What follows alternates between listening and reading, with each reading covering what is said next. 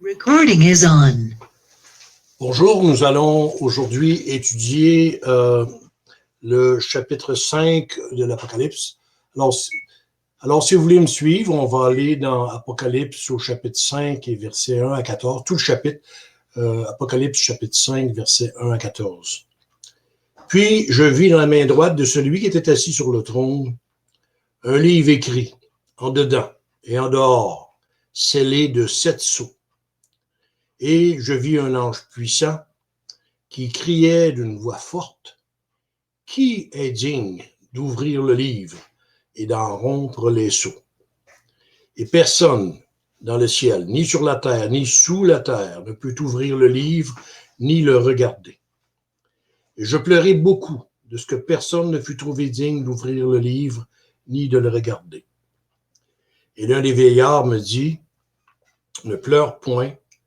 Voici le lion de la tribu de Juda, le rejeton de David, a vaincu pour ouvrir le livre et ses 7 sceaux. » Et je vis au milieu du trône et des 4 êtres vivants, et au milieu des vieillards, un agneau qui était là, comme immolé.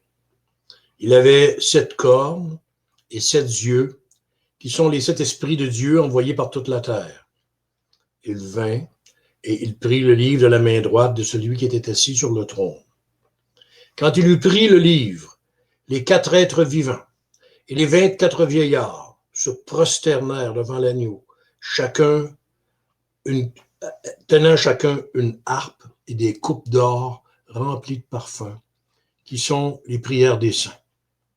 Et ils chantaient un cantique nouveau en disant: « Tu es digne de prendre le livre et d'en ouvrir les sceaux, car tu as été immolé et tu as racheté pour Dieu par ton sang des hommes de toute tribu, de toute langue, de tout peuple et de toute nation. Tu as fait d'eux un royaume et des sacrificateurs pour notre Dieu, et ils régneront sur la terre. » Je regardai et j'entendis la voix de beaucoup d'anges autour du trône et des êtres vivants et des vieillards, et leur nombre était des myriades de myriades et des milliers de milliers. Ils disaient d'une voix forte: « L'agneau qui a été immolé est digne de recevoir la puissance, la richesse, la sagesse, la force, l'honneur, la gloire et la louange. Et toutes les créatures qui sont dans le ciel, sur la terre, sous la terre, sur la mer, et tout ce qui s'y trouve, je les entendis qui disaient à celui qui est assis sur le trône et à l'agneau, soit la louange, l'honneur, la gloire et la force au siècle des siècles. » Et les 4 êtres vivants disaient: « Amen. » Et les vieillards se prosternèrent et adorèrent. Alors aujourd'hui, on va commencer l'étude du chapitre 5, qui est vraiment une continuité avec le chapitre 4. On se doit de retenir l'idée que les chapitres 4 et 5 sont 2 chapitres qui vont vraiment strictement ensemble, et que le chapitre 5 se trouve à être la description un peu plus détaillée du principe qui est déjà énoncé dans le chapitre 4, c'est que Dieu est sur le trône et qu'il règne de façon absolue sur tous les événements qui se produisent dans l'univers et plus particulièrement sur la terre. Alors, j'ai intitulé aujourd'hui le sermon du chapitre 5 « Le livre scellé de 7 sceaux, ouvert par Christ ». Alors, j'ai divisé le texte en 3 parties. On va regarder le contenu du livre dont on parle, et qui est le décret divin. Et on va expliquer un peu plus en profondeur tantôt quelle est la nature du décret. Et ça, c'est dans le verset 1. La deuxième idée qu'on va regarder, c'est l'ouverture du livre. Donc, pour ouvrir le livre, il fallait que la personne qui le fasse en soit trouvée digne. Donc, on va regarder la dignité du verset 2 au verset 7 la dignité nécessaire pour prendre le livre, le regarder, l'ouvrir et l'exécuter aussi. Et la troisième idée qu'on va regarder, c'est la prise du livre par l'agneau. Autrement dit, l'agneau s'avance et il prend le livre de la main de Dieu le Père. Et tout cela va provoquer autour du trône 3 doxologies. Donc, on va regarder la doxologie, les 3 doxologies un peu plus en détail à partir du verset 8 aller jusqu'au verset 14.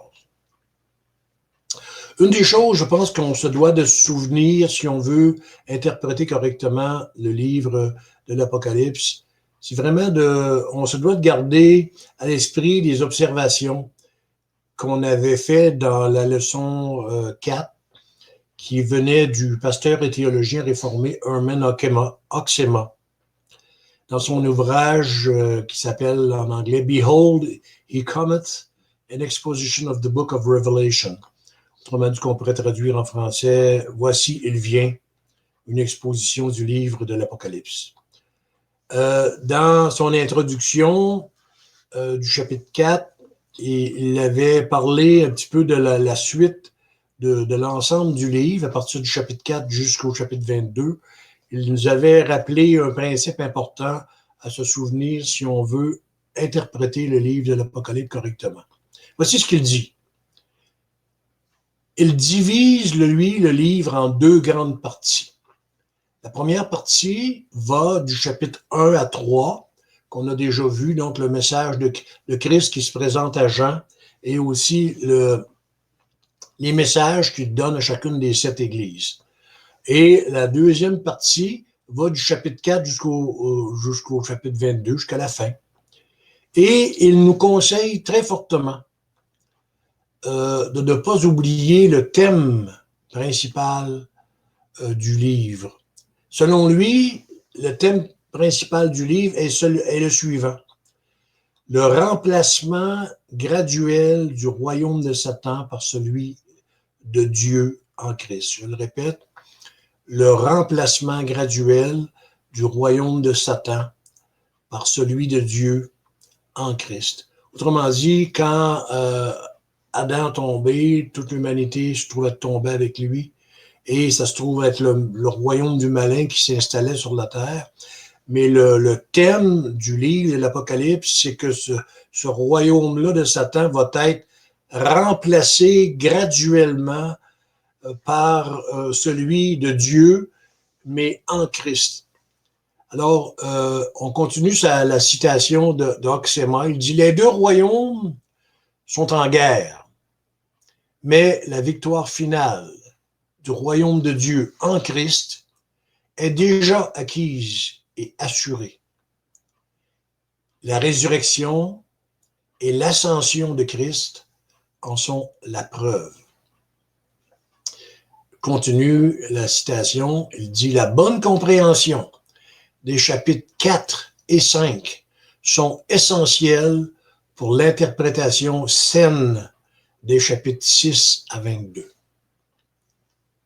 Le futur de l'Église et du monde est révélé à l'apôtre Jean symboliquement par les 7 sceaux qu'on voit développer dans les chapitres 6 et 7, par les 7 trompettes qu'on voit développer dans les chapitres 8 à 11, et par les 7 coupes de la colère divine développées dans les chapitres 15 et 16, et ensuite par la chute de la grande prostituée et des 2 bêtes, dans les chapitres 17 à 19, et le jugement du dragon, qui est Satan, qui est suivi par des nouveaux cieux et une nouvelle terre, qui se trouve être la Nouvelle Jérusalem, chapitres 20 à 22. Alors, Dieu accorde à Jean accès à son conseil secret, donc ses décrets concernant l'avenir, et ces choses arriveront certainement. En anglais, dans son livre, il dit must come to pass. Donc, must come to pass, ça veut dire que ça va arriver obligatoirement parce que ça a été décrété de Dieu, par Dieu lui-même. Alors, ces décrets on se doit de se souvenir qu'ils sont immuables. Quelque chose qui est immuable, ça veut dire quelque chose qui ne change pas. À partir du moment où Dieu a pris la décision de ce qui était pour arriver dans l'avenir, les choses vont s'exécuter selon sa volonté. Alors, tout le cours de l'histoire a été décrété divinement avec une infinie sagesse. Ça, c'est le premier principe qu'on se doit de se souvenir pour continuer l'étude et avoir une interprétation correcte du reste du livre. La deuxième chose qu'on se doit de se rappeler, c'est l'idée maîtresse du chapitre 4 qu'on a vu la semaine dernière, qui est la suivante. Tout est dirigé depuis le trône de Dieu. Et je reprends un petit peu quelques observations qu'on avait faites la semaine dernière concernant cela, qui sont j'ai quelques observations, j'ai deux observations qui viennent du pasteur Oxema et une observation qui vient de William Hendrickson dans son livre Apocalypse plus que vainqueur. Alors, je vais vous les rappeler parce qu'elles sont importantes pour comprendre le reste du livre. Alors, je cite le pasteur Oxema. Il dit « Parfois, nous parlons et agissons comme si les événements de l'histoire et la destinée du monde étaient entre les mains des hommes et non entre celles de Dieu. Mais les chapitres 4 et 5 apportent un correctif à cette fausse perspective et attirent nos regards sur le trône divin d'où s'exerce le gouvernement de l'univers. » Alors, on a ça à la page 86 du livre de Oxema. Une autre observation que le pasteur Oxema faisait, c'était la suivante. Je cite, « Les journaux, la radio nous rapportent les événements de l'actualité. Les hebdomadaires nous les commentent. Mais ils n'en relèvent que les causes secondaires, car c'est la pensée et la volonté du Dieu Tout-Puissant qui contrôle et dirige en fait l'univers, tout en respectant la responsabilité et la liberté des instruments humains que Dieu emploie. Rien n'échappe à sa souveraineté. Ce trône n'est pas sur la terre, mais dans le ciel. On trouve ces idées-là dans les pages 88, 89 et 90 du livre du pasteur Oxema.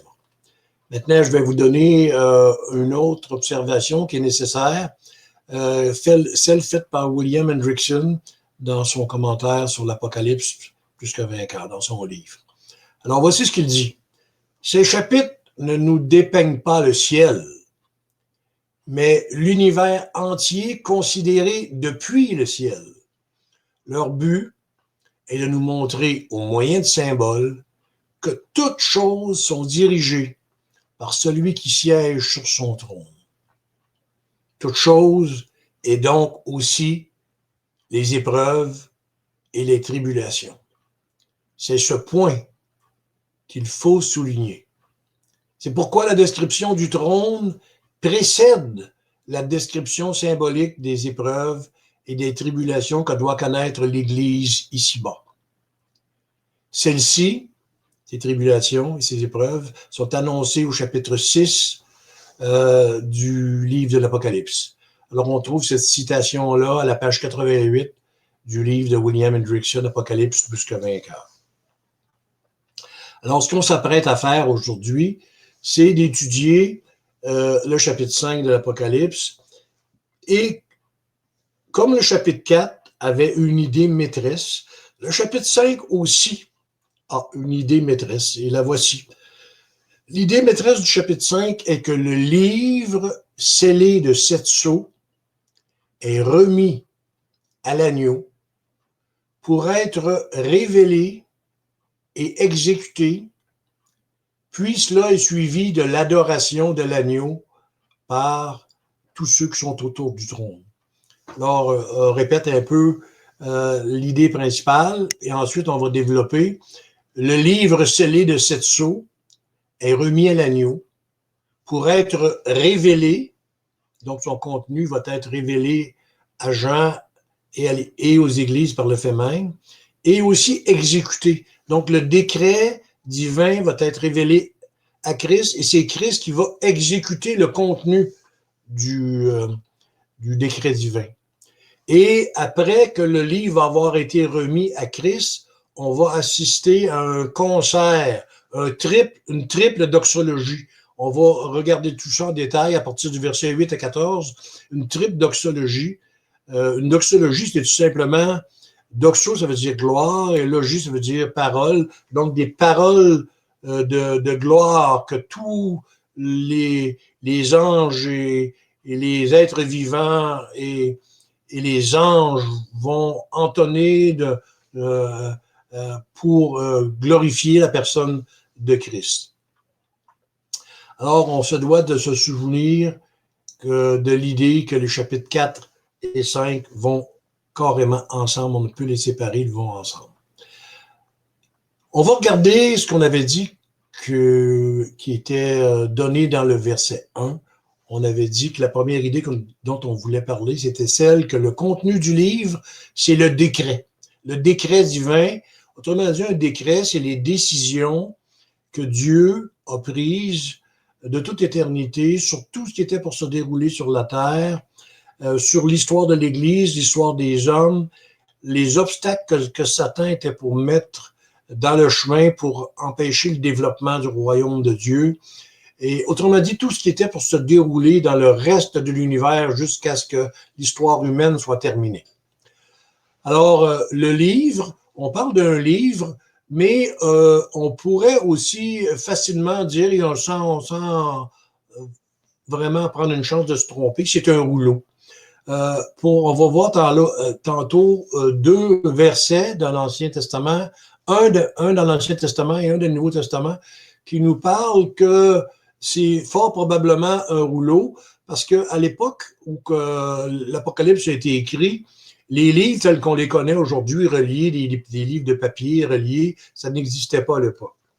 Alors, c'était plus des rouleaux, comme on voit pour les Juifs quand ils lisaient les Écritures.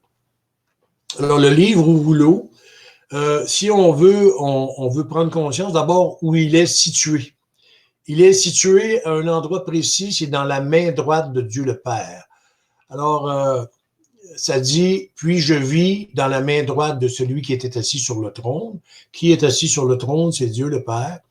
Un livre écrit en dedans et en dehors, scellé de 7 sceaux.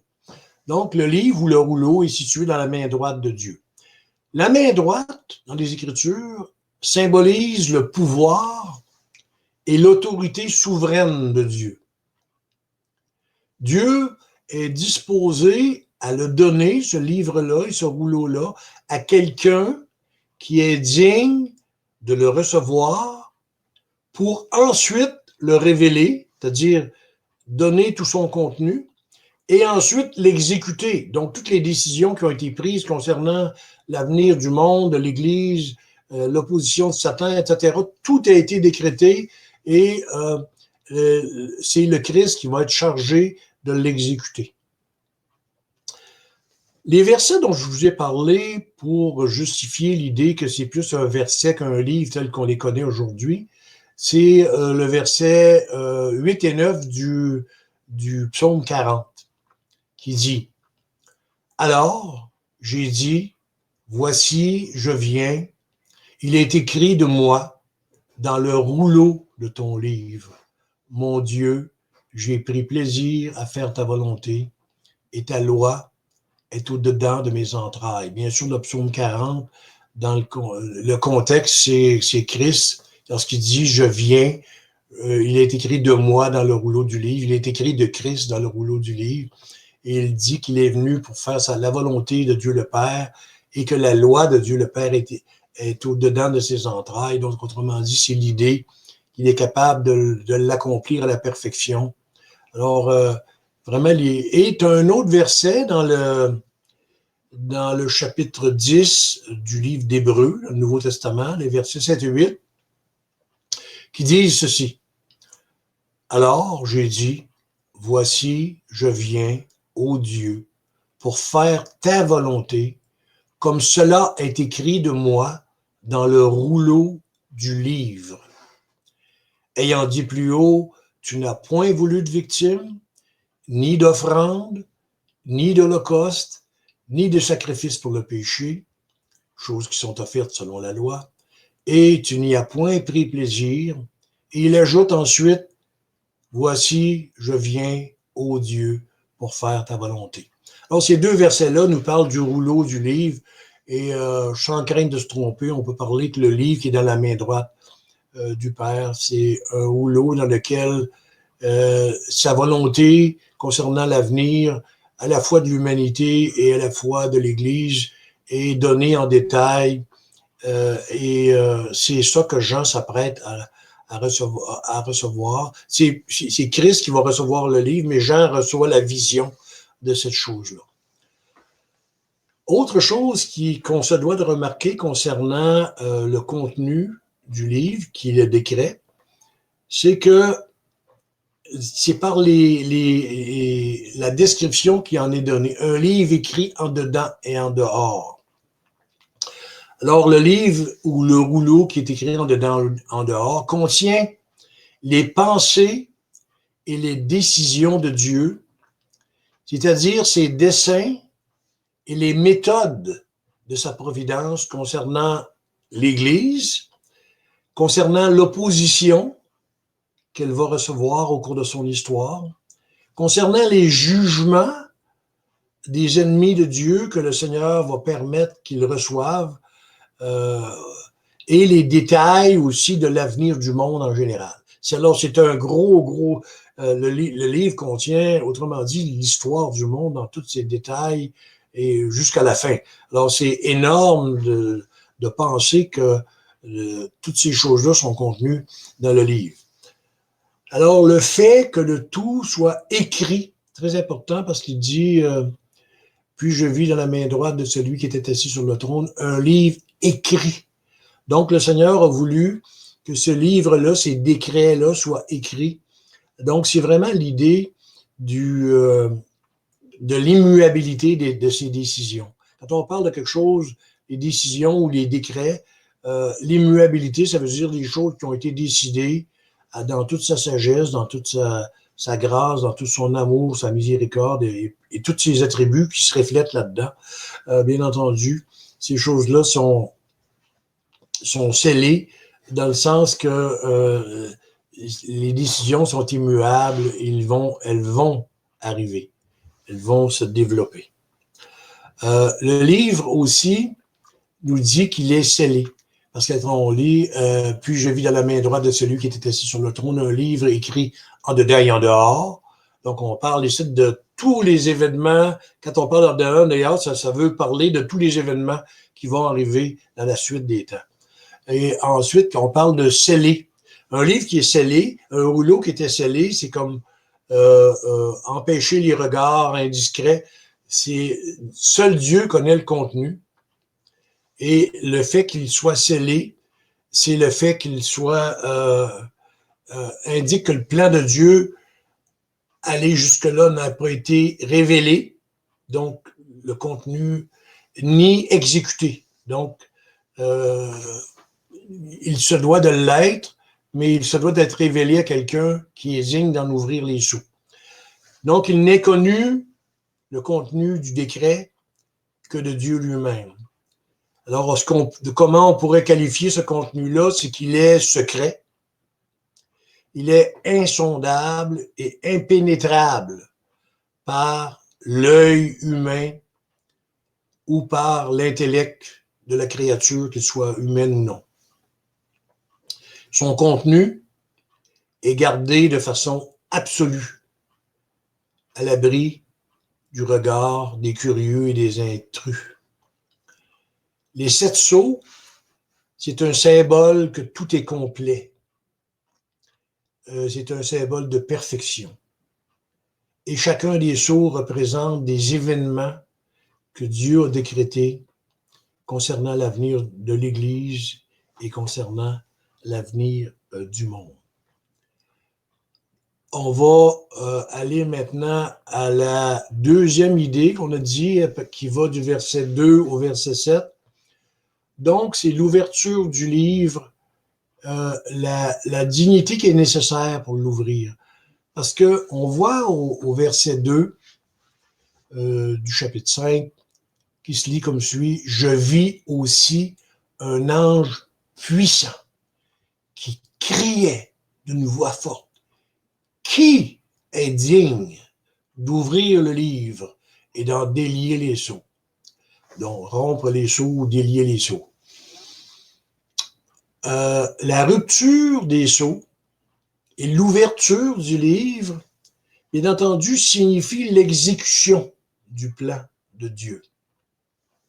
Encore une fois, William Hendrickson fait une remarque, une bonne remarque. Il dit: « Si le livre demeurait fermé, il n'y aurait ni protection pour les enfants de Dieu à l'heure douloureuse des épreuves, ni jugement pour les persécuteurs, ni victoire finale pour les croyants, ni nouveaux cieux, ni nouvelle terre, ni héritage futur. » Hendrickson dit ça dans son commentaire à la page 95.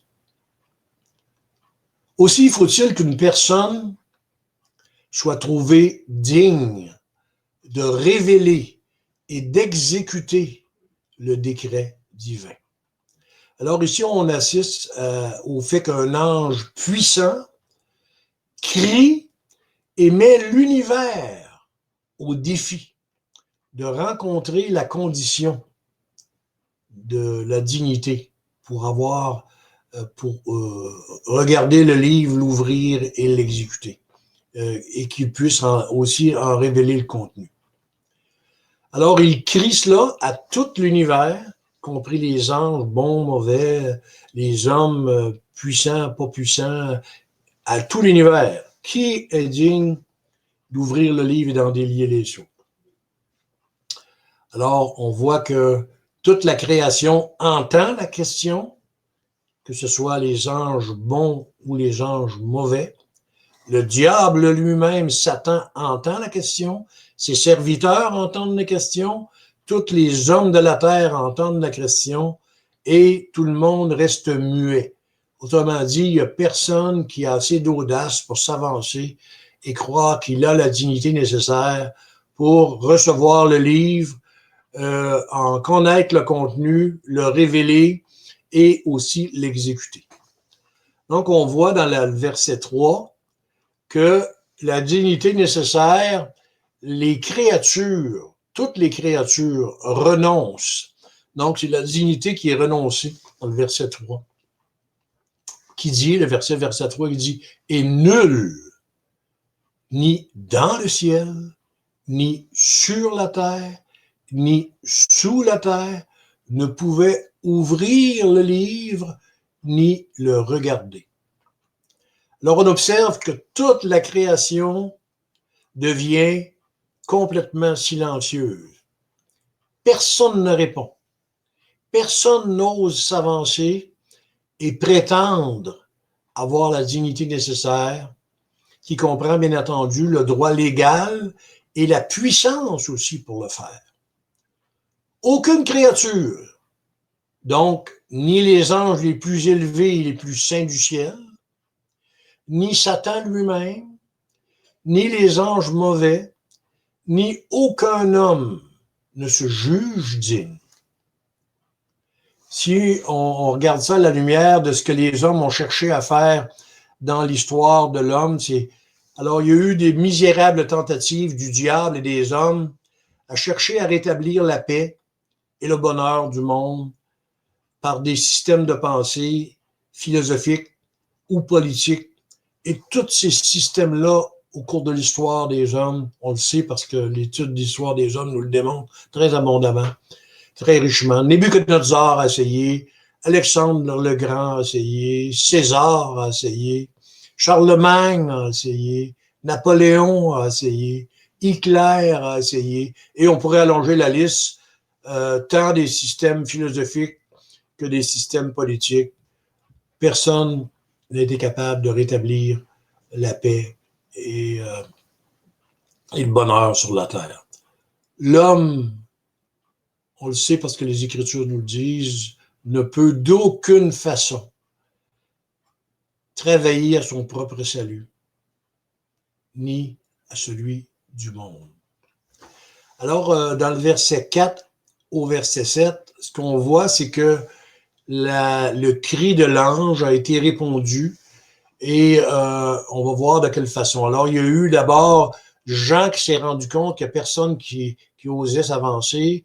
Et Jean, ça dit dans le verset 4, « Et moi, je pleurais beaucoup de ce que personne n'avait été trouvé digne d'ouvrir le livre, ni de le lire, ni de le regarder. » Alors, on voit que Jean, il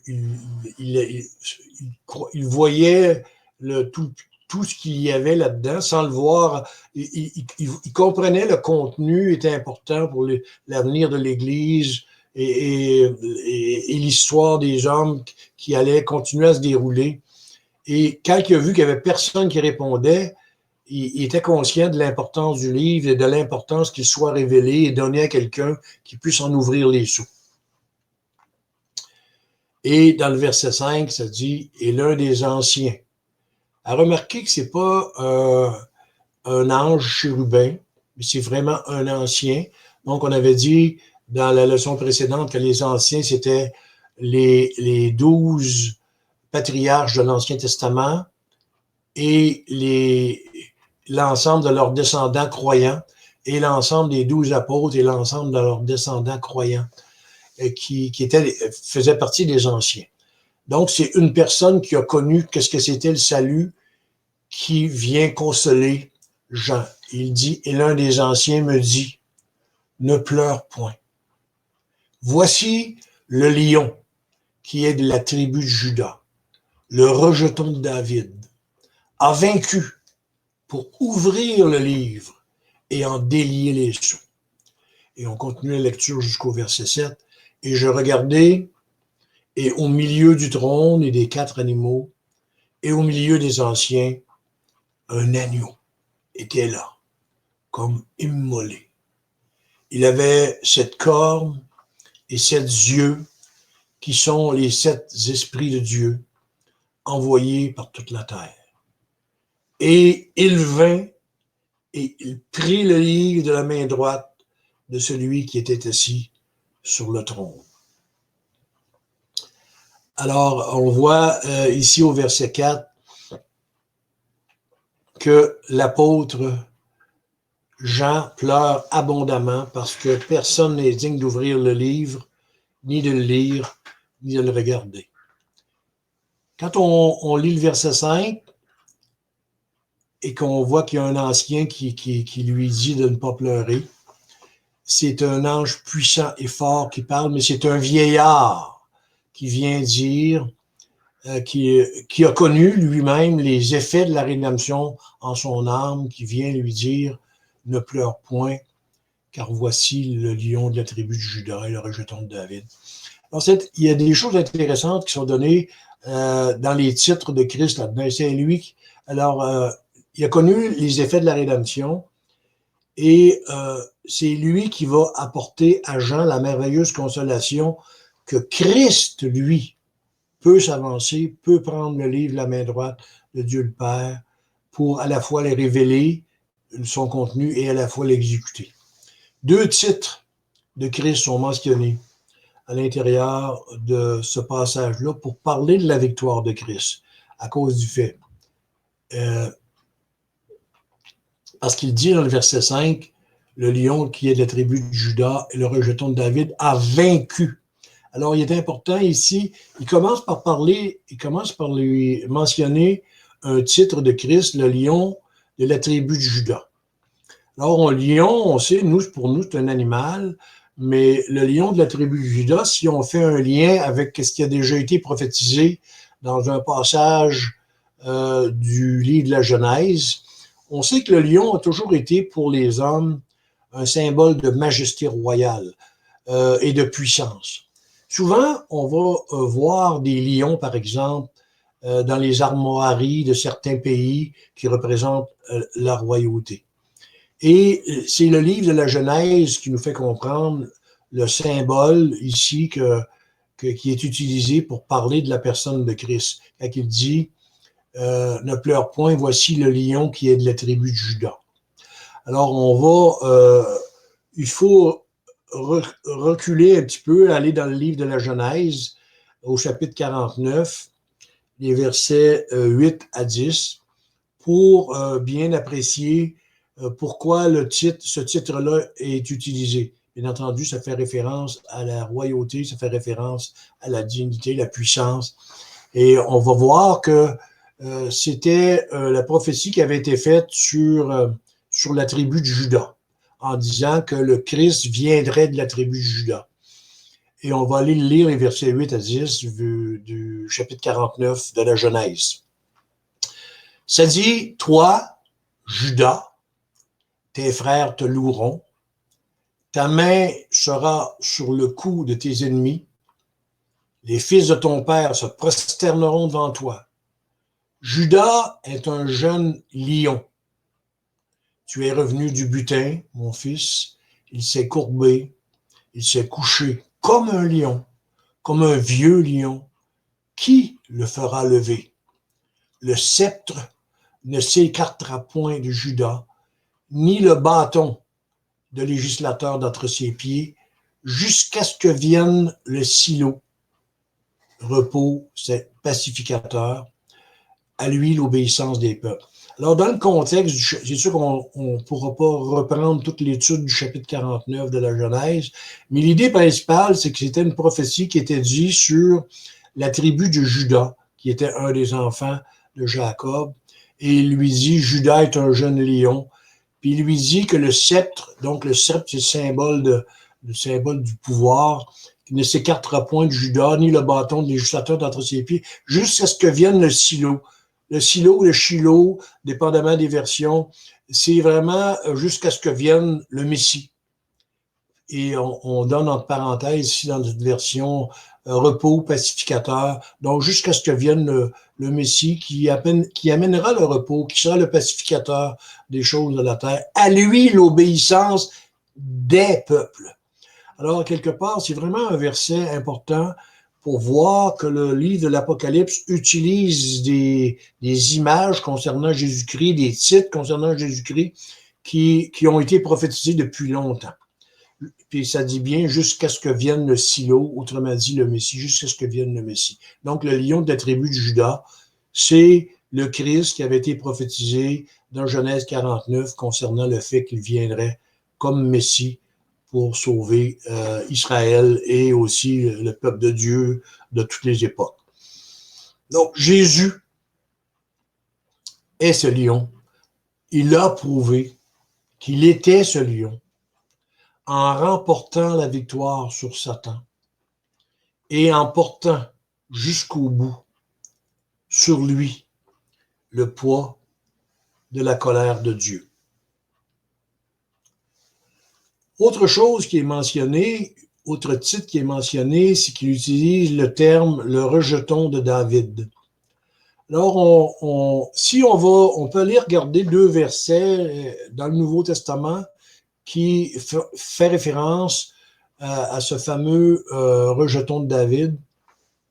Alors, on a Isaïe qui est un prophète aussi, dans les versets 1 et 2, et aussi dans le verset 10 d'Isaïe 11. Voici ce que ça dit, Isaïe 11, versets 1 et 2, et ensuite le verset 10. Mais il sortira un rejeton du tronc d'Isaïe. On se souvient qu'Isaïe, c'était le père de David. Et un surgeon naîtra de ses racines, et l'esprit de l'Éternel reposera sur lui. L'esprit de sagesse et d'intelligence, l'esprit de conseil et de force, l'esprit de science et de crainte de Dieu.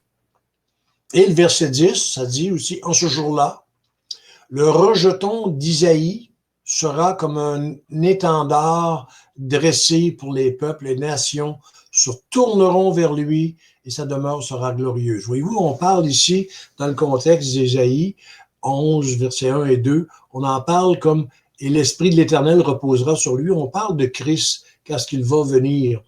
Et ça dit que, on l'appelle dans le verset 10, le rejeton de David. Donc, on parle de Christ.